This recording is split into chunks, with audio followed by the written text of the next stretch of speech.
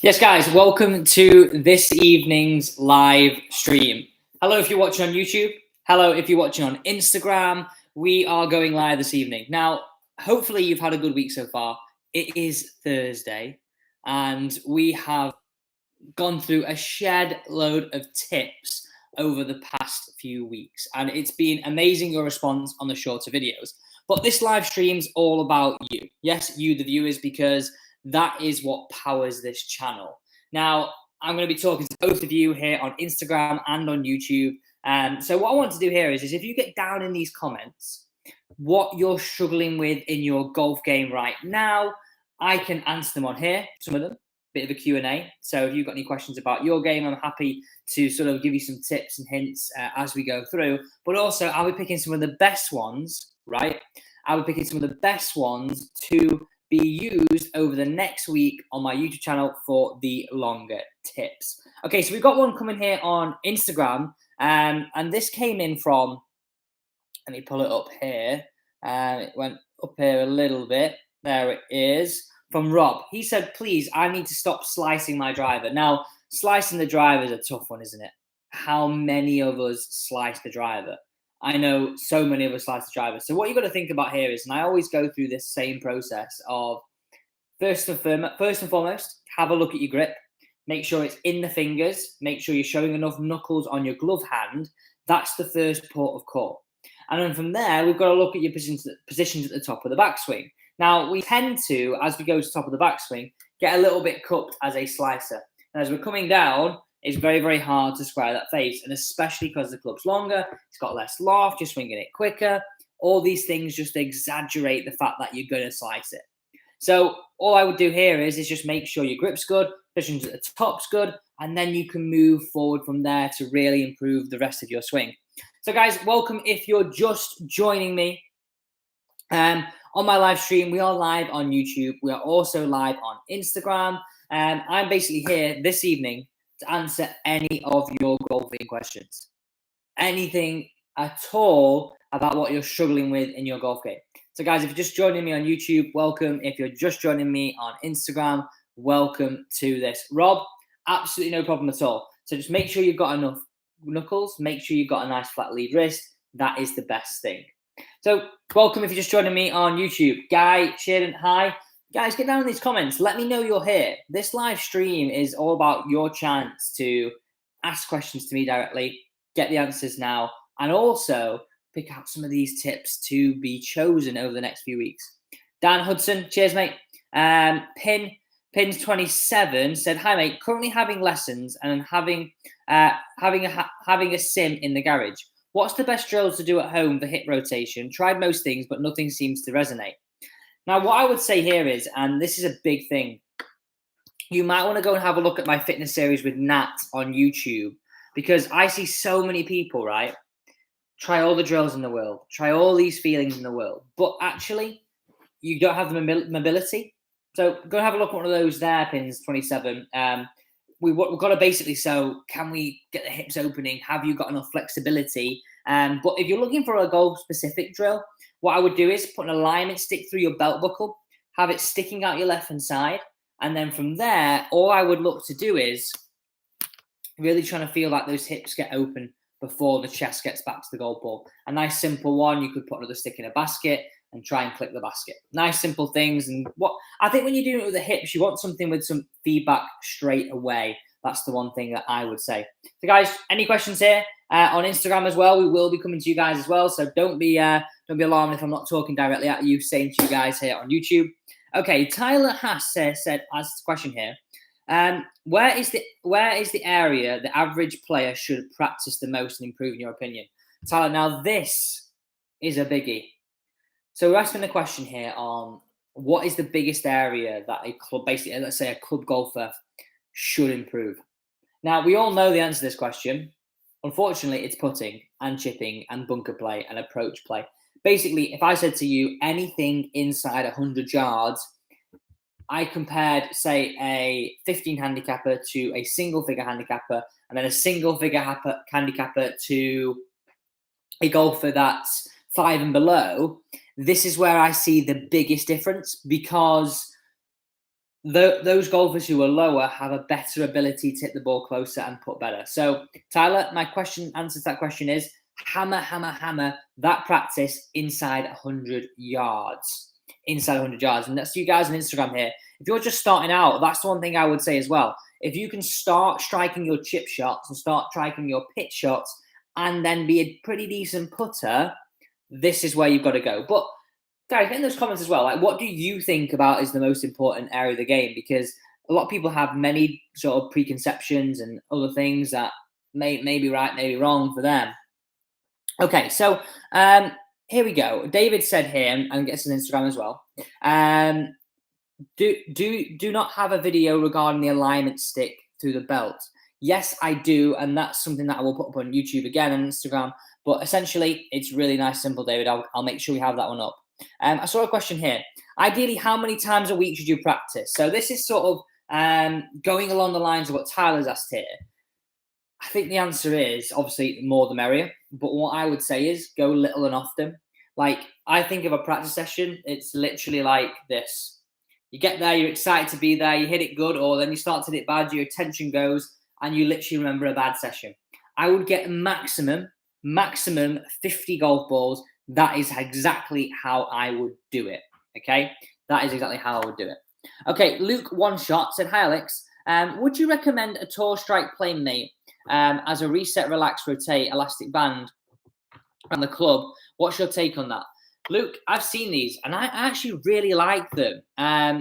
Obviously, training aids are great, and training aids should be used. I think training aids are a big thing and can really, really help you. Luke, I reckon that's a good one to go with. Yeah, definitely. Billy Varden said, hi, mate. Any chance of a follow-through video? I'm having trouble at the minute. So, Billy, like, follow-through, I think, is a tough one. We've got to look at this and listen on Instagram to this. This is really, really important, this bit. You want to stick around for this. So if you're struggling to follow through, essentially, like, I think of it this way. You're more likely to be standing up, right? You're more likely to be standing up as opposed to rotating. Anytime that you rotate, you're more likely to transfer your weight because it's sort of a rotation sport, like if you were throwing a ball. So, Billy, yeah, we will. I think that one right there, struggling to follow through, we're going to do a bit of a longer video on that. So, guys, on Instagram, if you're listening to that, we will be putting a longer video on that Billy Varden just asked here. Hi, mate. Any chance of a video on follow through? I'm having trouble at the minute. Billy, we're going to be sorted over the next 2 weeks. Listen up. Okay, this is a good question here from Mike Williams. Alex, hello, sir. Question on gear. I have been using the TaylorMade slider, driver, 3-wood, 5-wood, 4 to pitch and wedge. Guys, what clubs are you using on Instagram as well? Get me in those comments. Let's have a look what you guys are using. We'll call a few of you out. I go through May 2 sets of wedges a year. Should I finally change the rest of my bag after 7 years? Oof. It's a difficult one, isn't it? It's a difficult one. How often should you change your clubs? I guess there's no real sort of right or wrong answer with this. It all comes down. Ping Zing's a great one. X-Hot, great for starting. I guess the answer to that question is obviously it's all about money because it's expensive, isn't it? Golf. Let's be brutally honest here. It's an expensive sport. I think if we all could sit here and go, you know what, I would change every single year, we 100% wouldn't we? Like, we would be lying if we didn't want to do that. But what I would say is, every 2 to 3 years is probably a good sort of cycle to be in. If you're being realistic on price and spending. And by the way, it doesn't have to be the most up-to-date stuff. You could go for the previous year, as long as it's a bit newer than what you're using right now. But one thing I would say, the most important thing, whatever club in the bag, make sure you get fitted. Has anybody actually been fitted? I'd love to hear what the relationship of people of driver fitting to putter fitting. This is really, really interesting because I think that's massively overlooked, the actual fitting side of things. So I hope that helps, Mike, and I hope that helps anybody listening on Instagram as well. Okay, let's go for some more questions here. Good evening from Mexico. James, welcome. Best putter on the market. Cool. Has to be a Cobra one, obviously. But no, if I said to you, my bucket list putter is a Circle T. Circle T. Okay, let's go for a question here on Instagram. Tex-Mex Gonzo, what a name that is. Any nice golf bag you'd recommend? One thing that I would say is if you're choosing a golf bag, like, are you a carrier? Are you a trolleyer? If you're someone who uses a trolley all the time, make sure you get a cart bag because it will stay on your trolley way better. But if I'm getting a carry bag, 100%. I live in Manchester. It has to be waterproof. There's no doubt about that. It's got to be waterproof and it's got to be light. And I like minimal dividers. 14-way dividers, absolutely disgusting. Hate them. Will never purchase one. Oh, riles me up. So don't go 14-way divider. That is my only piece of advice on that. And make sure it's waterproof. At least a waterproof pocket. I'm going my words out. Okay, James M. This is a brilliant point. James, what a great point this is. This is from YouTube. I like this because not many people say anything on this. Mental game. Has anybody had like sort of thoughts on the mental side of things? I honestly don't think many golfers have, and that's probably a spectrum of all levels. Do you know what I mean? Tex-Mex Gonzo, no problem at all. Hopefully that advice is really good for you. So mental advice is really, really important. A little quick tip on that is what I like to feel is, and I call it like a bubble. As you get close to your golf ball, okay, imagine like a 5-yard bubble. As soon as you step into that bubble, you're not talking to anybody, you're in your zone, you're hitting your shot. Because how many times have we hit bad shots being blasé about standing to it and hitting to it? Terrible, terrible, terrible. We don't want to be in that situation at all. So that's a nice piece of advice. Imagine a 5-yard bubble around your golf ball. As soon as you get there, poof, we're in. Okay, so I'm going to have some more questions here. Aussie Golfer said, love the show, Alex. Watching from Australia. Aussie Golfer, welcome to Australia. I practice at least 30 to 45 minutes after 2 rounds a week. Brilliant. And that's a good amount of practice there for me.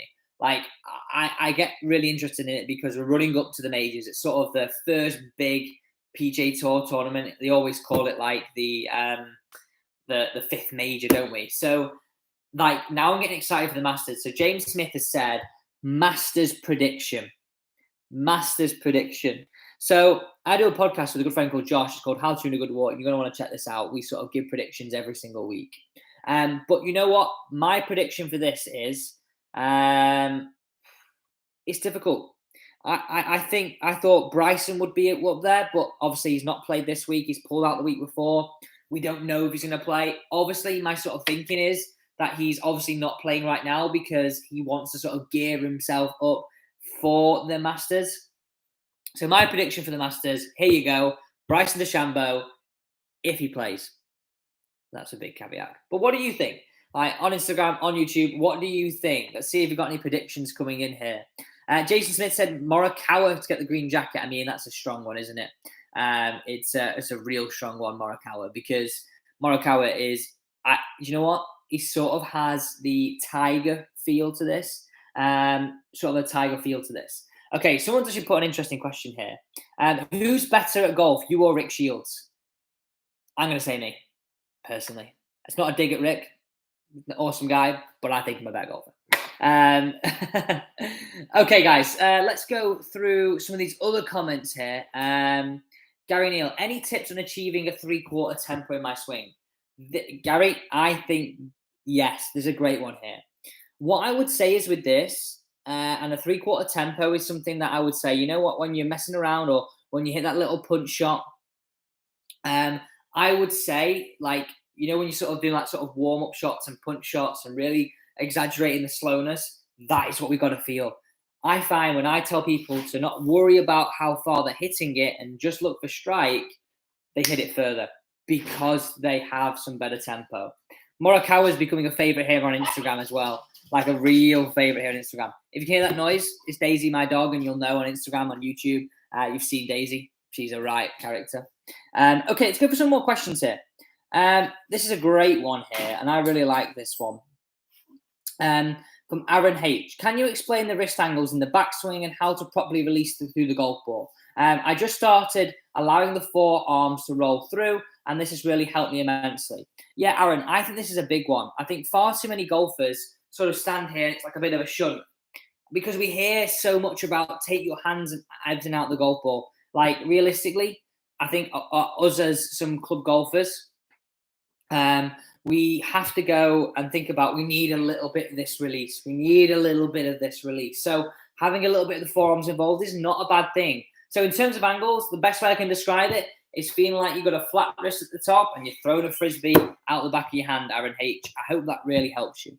So guys, okay, this is you guys on Instagram. Thank you so much for joining me on here. I'm going to continue this over my YouTube channel. We're going to stay live for another 15 minutes. So head over there. Link is in my story. Click on that link and we'll be sure to answer loads of these questions. We've got a good one from Big Steve coming in here. Got a good one from Joel. So guys, head over there now and we'll be sure to answer these questions. Thanks so much for joining me.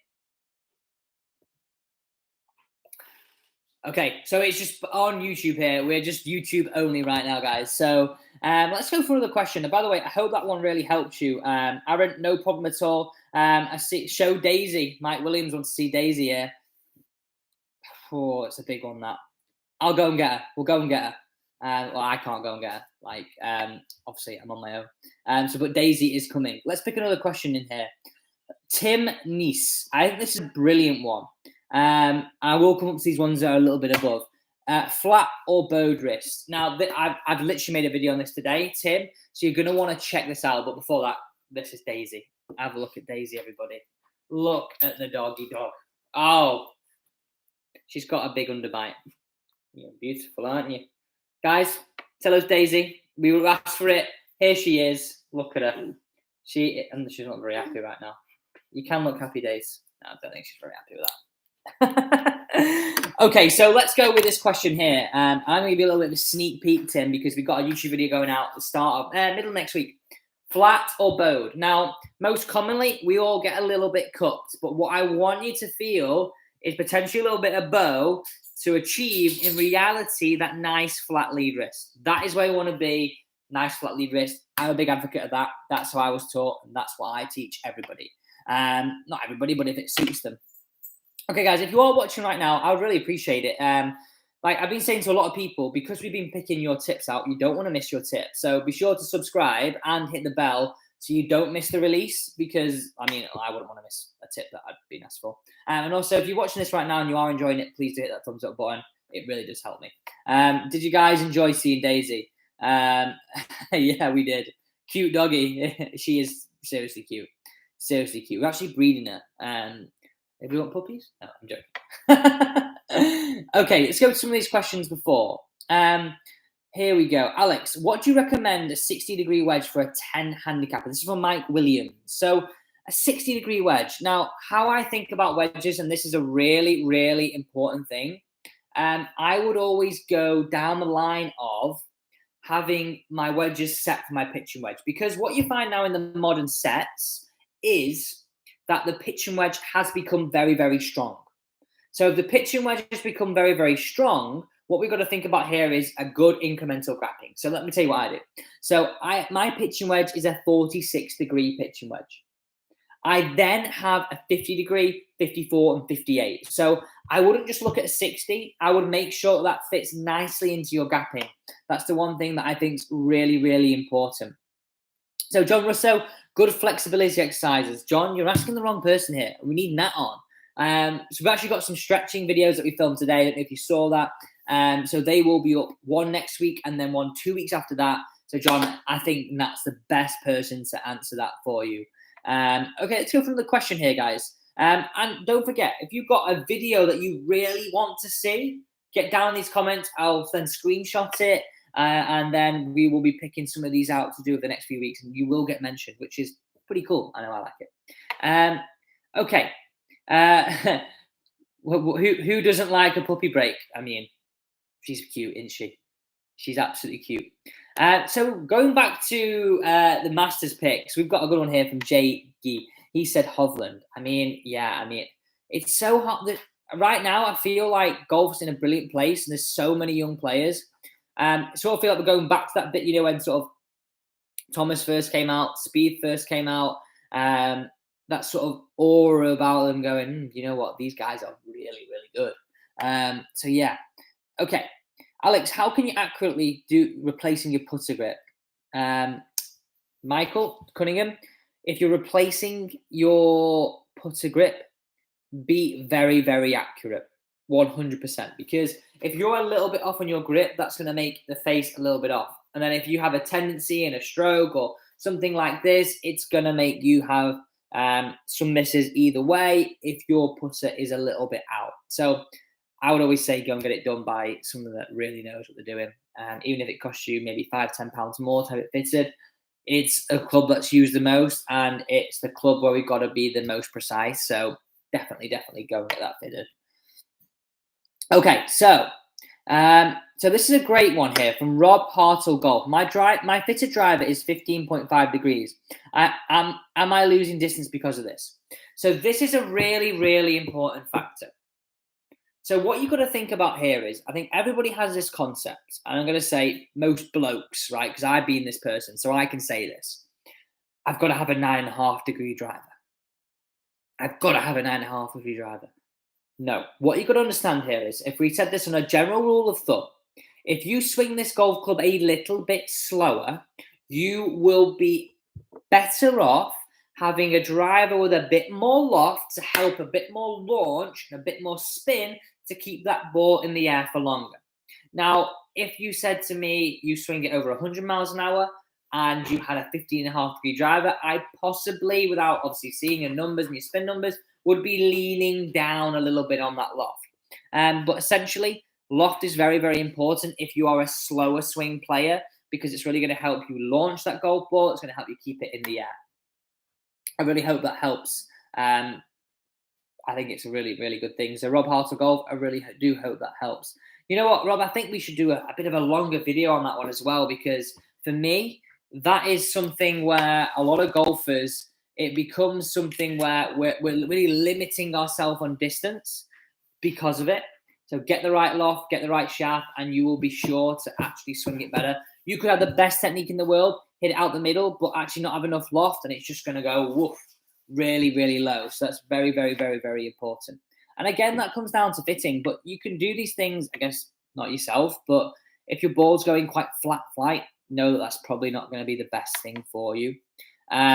Okay, so let's go to another question here. So we've actually got two really good ones here. Rob Hartle, no problem at all. Remember, guys, we put videos out every single day, and I pick out your comments from previous videos to create content for the next few days. So anything that you think, I think would be a great one. So Bartley Stewart, I'd love an effective pre-shot routine thought process for improving my tempo and consistency. Bradley Stewart, this is a big one. Like, we're so bothered, aren't we, about what we're doing over the golf ball, and we forget that actually that lead up. This is how I describe it. So Bradley, this is literally how I describe it. Think of somebody who's really frantic. If you're frantic, you're rushing from the car, you're going to the first tee, what's your tempo of your golf swing probably going to be like? Well, the answer to that question is frantic. And that's what most of us are. We're quite frantic, aren't we, sometimes? So having a great pre-shot routine is really, really good. What I tend to do is have two practice swings, okay? One of them being one that's an exaggerated one. The second one being one which is actually the shot I'm about to hit. And then from there, I absolutely just go and hit it away. So think about more before the golf ball and less on the golf ball. That's how I do it. Okay, let's go to another question here. To be honest, this is the honest. Will ever be the Masters champion, Angel Cabrera again? I don't think so. Like, I can't see him being ever. I mean, I think there's a lawsuit going on with Angel Cabrera right now. Okay, we've got another question coming in here. Let's have a go at this one. Knucklehead Adventures. Hey, Alex from Ohio. Great content. You've helped my golf game tremendously. Keep up the great work. Knucklehead Adventures, thank you so much for the kind words. I really, really do appreciate that. It's great to hear that this content is really helping you improve. And a lot of you have been saying that. And I really do appreciate it. Because it takes a lot of work, I'm not going to lie. Like, we're working round the clock here to produce this content. So anytime that you say it really helps you, it really does make it worthwhile. So thanks so much for that. I appreciate it. Okay, let's have a look at this one. Leon Spanberg, what's your ideal warm-up before playing 18 holes? How long, which club, and sequence, etc.? So, Lars, this is massive. And the reason why I say it's massive, because what I fear is if people go and, let's say, hit golf balls before a round, this then becomes into a practice session. We start tinkering, start tweaking our game. I know I'm doing it. I'm laughing because that's what I do. So one thing I would say is it's got to be short and concise. So, I mean, this all depends on your facilities. But let's say you've got a driving net, so it's not actually a driving range. What I would suggest is starting off with some putting. Don't even put to a hole. Put across the green. Get used to that pace. Then do some short ones, holing out, and then head to do some chipping. From chipping, go and hit some iron shots in the nets. From there, hit some drives, because you've got to think of it this way. What we tend to do is go driving to putting, and then we get to the first tee, we've already cooled down. So I want you to go putting to driving, then you're fresh, straight out on the golf course. That is how I want you to do it. So that's what I'd say. And that's like 10, 15 minutes. Like when I was caddying for Tom on the European Tour, like this, we were sort of 40-minute warm-up. But obviously we had to walk places, and these things were a little bit longer to be to the tee 10 minutes before. So, and obviously we had a driving range. So he was one of the shorter ones. Some people have a ridiculously long warm-up, and I thought it was ridiculous, if I'm honest with you. So I would always have something that's short, a bit of conciseness about it. I think it's always good. The boss. Everyone's talking about fitted irons, woods, and drivers. What about fitted putters? Is it worth it? I'm going to say right now, 100% getting fitted for a putter is categorically worth it. It may be a little bit expensive, I'm not going to lie, it probably is, but I would recommend it 100%, because if you think, how often do you use that club? The answer is a lot. So we want to make sure that we're using it and we've got the right one for our game. So yes, 100% worth it. Has anybody actually ever had a putter fitting? Simon Dewhurst, sorry I'm a bit late to the show. No problem at all. Like, we're still going here. We're going to go for another 4 minutes. So anything that you got worried about in your game, we're here. We are here to help you out. Okay, let's go with some other comments in here. Mark Pope, trying to decide between my 7-wood and 4 hybrid. Any tips? Big one. Big one. You know what I would say? And this is what I would say, Mark. Personally, I would be leaning down the 7-wood, only for the fact that it's a bit of probably a bigger head and a deeper face, and it's going to help you get in the air a little bit more, potentially. So I would go on the facts of that. But also, I would look at the conditions, because you've got to think that 7-wood may go a little bit higher. So if it's a windier day, potentially lean more towards a 4 hybrid if you already have both. But if you don't have both, I would be going 7-wood all day long. That's what I would recommend. But for most golfers, like, I don't even carry a 3-wood. Like, in the past few years, I've had a 3-wood, then lofted it up to a 3HL, and I'm now carrying a 5-wood. I just don't see the point in them. So Mike Williams has said here, putter fit is absolutely worth it. So John Carlo Cruz said, hi Alex, it's going to be my first time getting fitted for a new driver in 7 days. Getting fitted for the PXG 0211 or Proto. As they fit my budget. Any tips on how to maximize my fitting time? Okay, John, this is what I would say. This is by the way, this is a brilliant question. To maximize your fitting time, what I would say is the day before, go and hit some golf balls. Make sure you're loose, make sure you're warm. And also, if you can on the day, in the morning, just go and hit 10, 15 balls. Just 10, that's it, 15 balls. Make sure you're already loosening up before going there, because what you might tend to find is when you get fitted and they go, right, okay, this is what you were, this is what you're going to be. They compare it to the balls that you just hit at the start when you weren't even warmed up. So make sure you're warmed up, then start off with your driver, then try the drivers, and then see if there's a difference there. That's really, really important. And that's how I would maximize it. And what I would say is, really, this is a mistake that I've made. Like, if it is indoors, don't fall into the habit of just giving it a whack, because you've got to think, if you're giving it a whack, then you're then going to be in a situation where it's not going to be realistic on the golf course. What I mean by this is realistic on the golf course. I got fitted for a driver once where I hit it and I got a low spinning head, and that low spinning head was brilliant indoors and I was going 100% at it. But then going on the golf course, then this is sort of what I went wrong. It wasn't something that I could do as a playable thing. What I could do as a playable thing.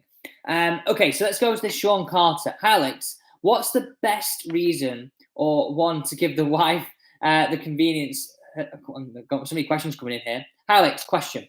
What is the best reason one can give to his wife to convenience her that 2 golf rounds per week is a good thing? Asking for a friend. Sean, this is a brilliant question, by the way. What I would say is, and this is what I would say, it's good for your health. You're out getting some fresh air, you're keeping fit, you're carrying your bag. That is how I would go about it. Don't go to the gym, sack off the gym, and just go and play golf and say it's for your fitness. That's how I'd get around it. And thank you so much, Sean, for that $5. Thank you so much. I've never actually seen that before, but I'm going to say thank you. So thank you so much, Sean. Carter, I hope that is a good answer for you to sort of go with and think about. Because, yeah, I know a few of some of us can get a hard time, can't we? We're out there for a long time. I mean, I've heard some people say that rounds take 7 hours and they sort of count in the breakfast, the golf, and then the bit of a beer afterwards. Okay, guys, we're going to have 2 more questions here. 2 more questions. John Carlo Cruz, no problem at all. Rob Hartle Golf. John Carter, 2-day competition, big prize money. Tell her you've won the lot. Okay, so Simon Dewhurst now. We're going to go over this question. I've played for 2 years now, COVID golfer, but bloody love it. I think there's so many of us that are in that situation. We picked it up sort of in that first lockdown.